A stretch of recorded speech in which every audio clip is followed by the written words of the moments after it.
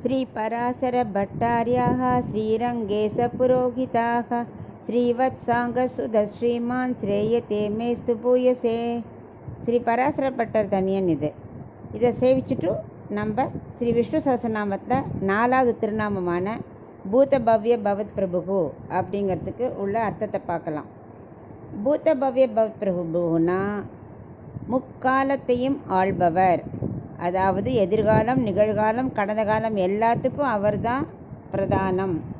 அவர்தான் படைத்து காத்து அழிப்பவர்னு அர்த்தம். அதாவது போன தடவை வஷட்காரகா பார்த்தோம்ல, நியமிக்கிறார்னு.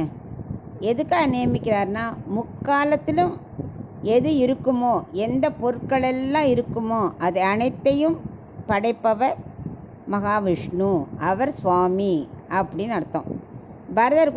பரதன் சொல்லுவார், நான் அச்சித்து மாதிரி அப்படிம்பார். அதாவது ராஜஸ்ச அகமஸ்ச ராமஸ்ச அப்படிங்கிற இந்த ராஜ்யங்கிற அச்சித்து எப்படி இருக்குமோ அசையாமல், அந்த மாதிரி நான் பரதன் ராமனுக்கு அடிமையாக இருப்பேன். எந்த இடத்தையும் அவர் சொல்கிற ஒரு வார்த்தை கூட நான் மீறி நடக்க மாட்டேன் அப்படிங்கிற. ஏன்னா இது அச்சித்துவ பாரதந்திரியம். நம்ம அதனால் அச்சித்து போல் இருக்கணும். பகவானுக்கு தான் முக்காலமும் படைக்கும் திறமை இருக்குது. அவர் சொல்கிறபடி தான் நம்ம கேட்டாகணும். ஏன்னா அவர் ஏக சக்கரவர்த்தி. அதனால் அப்படி இருந்தவர் தான் பரதர். ஆனால் லக்ஷ்மணருக்கு ஏற்றம்தான். அவர் என்னென்னா, ராமர் சொன்னார் வராதேன்னு, ஆனால் அவர் கேட்கல. ஏன்னா கைங்கரியம் தான் முக்கியம்னு கூடவே போனார். ஆனால் பரதன் என்ன கைங்கரியம் முக்கியம்னாலும் ராமனுக்கு அடிமையாக இருக்கிறது தான் எனக்கு பிரதானம் இருந்தார் இல்லையா, அதுதான் அவருக்கு இன்னும் ஏத்தம். இந்த பூதபவ்ய பிரபுக்கு ஒரு சின்ன கதை. அதாவது ரோமகர்னு ஒரு ரிஷி இருந்தார். அவருக்கு திருமேனி முழுக்க ரோமங்கள் இருக்கும். தலையில் முடி இருந்தால் அதுக்கு பேர் கேசம், உடம்புல இருந்தால் அதுக்கு பேர் ரோமம். அதான் பட்டத்திரி கூட நாராயணியத்தில் பாடியிருக்கார். அக்ரே பஷ்யாமி தேஜோ நிபிட தரக்கலான்னு அந்த பாட்டில் பெருமாளோட கேசத்தை பார்த்துட்டு பட்டத்திரிக்கு ரோமமெல்லாம் எழுந்து நின்னதான். அதனால் இந்த டிஃப்ரென்ஸ் காட்ட தான் ரோமம் அப்படின்னு உடம்புக்குள்ள முடிக்கு பேர் சொல்கிறா. ஸோ இந்த ரோமகர் என்ன பண்ணார், அவருக்கு 108 திவ்ய தேசமும் சேவிச்சுட்டே இருக்கணும், எல்லா உற்சவத்தையும் பார்த்துட்டே இருக்கணும். அவருக்கு ரொம்ப இன்னும் பிரம்மாவோட நமக்கு ஆயுட்காலம் நீண்டு இருக்கணும்னு ரொம்ப ஆசை. அவர் போய் தன்னோட ஆச்சாரியத்தை கேட்குறார். ஆச்சாரிய இதுக்கெல்லாம் நம்ம பிரம்மாவை தான்ப்பா ப்ரே பண்ணணும், நீ அவரை ப்ரே பண்ணி கேட்டுப்பார் அப்படிங்கிறார். இவர் என்ன பண்ணார், பிரம்மலோகத்துக்கே போயிடுறார். போயிட்டு பிரம்மாட்ட கேட்குறார். பிரம்மா என்ன பண்ணுறார், அவர் தலை அப்படி பார்த்தார். ஓ, முடி இருக்கும் வரைன்னு அவருக்கு தலையில் எழுதியிருக்கு. சரி, நீ நீண்ட காலம் வாழ்வ, முடி இருக்கும் வரை நீ இருப்ப, போயிட்டு வா அப்படின்னு அனுப்பிச்சி அவர் இங்கே வரார், பூலோகத்துக்கு வரார்.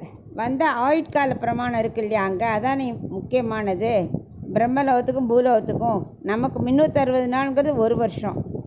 அப்படி கலியுகம் 4,20,000. அதை போல் 2 பங்கு துவாபர யுகம், 3 பங்கு திரேதாயுகம், 4 பங்கு கிருதயுகம். ஸோ இப்படி பார்த்தா கிட்டத்தட்ட 43,20,000 தான் ஒரு சதுர்யுகம் முடியும். இப்படி 100 சதுர்யுகம் முடிஞ்சால் தான் அவருக்கு பகல் முடியும். இதே மாதிரி கணக்கு போட்டுட்டே போய் இரவு முடிஞ்சு 100 வருஷம் வரைக்கும் பிரம்மாவோட ஆயுட்காலம் இருக்கும். அப்படி முடிஞ்சதுன்னா இந்த பிரம்மா முடிஞ்சிட்டு அடுத்த பிரம்மா வந்துடும். ஏன்னா பிரம்மாங்கிறது பட்டம். அதனால் இவர் பூலோகத்துக்கு வரத்துக்குள்ளே இங்கே எல்லாம் மாறி போயிடுது. இவருக்கு ஆனால் கூட ஒரு திருப்தி இல்லை, இன்னும் சேவிக்கிறதுக்கு நிறையா இருக்குன்னு சொல்லிட்டு மறுபடியும் ப்ரே பண்ணணும்னு போகிறார். பிரம்மலோகத்துக்கு மறுபடியும் போகிறார்.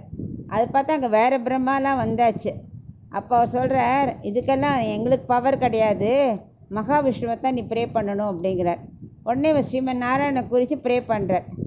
விஷ்ணுவும் வந்துடுறார். சொல்கிறார், உனக்கு ஒவ்வொரு முடியும் ரோமமும் எப்போ விழுன்னா, பிரம்மாவோட ஒரு ஆயுட்காலம் முடிச்சே ஒவ்வொரு முடியாக விழுந்துடும். ஸோ பிரம்மாக்கே நீண்ட ஆயுட்காலம். ஸோ இத்தனை ரோமம் விழுறதுக்கு உனக்கு ரொம்ப வருஷமாகவும் நீ ப்ரே பண்ணதுக்கு நீ நீண்ட ஆயுட்காலம் இருப்ப அப்படின்னு சொல்லி அனுப்பிச்சுடுறார். ஏன்னா அவர் முக்காலத்துக்கு அதிபதி இவர். அப்போ அவர் கேட்குறார், பிரம்மா இந்திரன்லாம் மாறுறாளே, அப்போ இந்த வைகுண்டத்தில் ஒரு விஷ்ணு அப்படிங்கிறார். அதுக்கு அவரே சிரிக்கிறார். நான் பூத பவ்ய பவத் பிரபு முக்காலத்தையும் ஆள்பவர் நான் தான், ஏக சக்கரவர்த்தி. எனக்கு ஆயுட்காலம் அப்படிலாம் கிடையாது.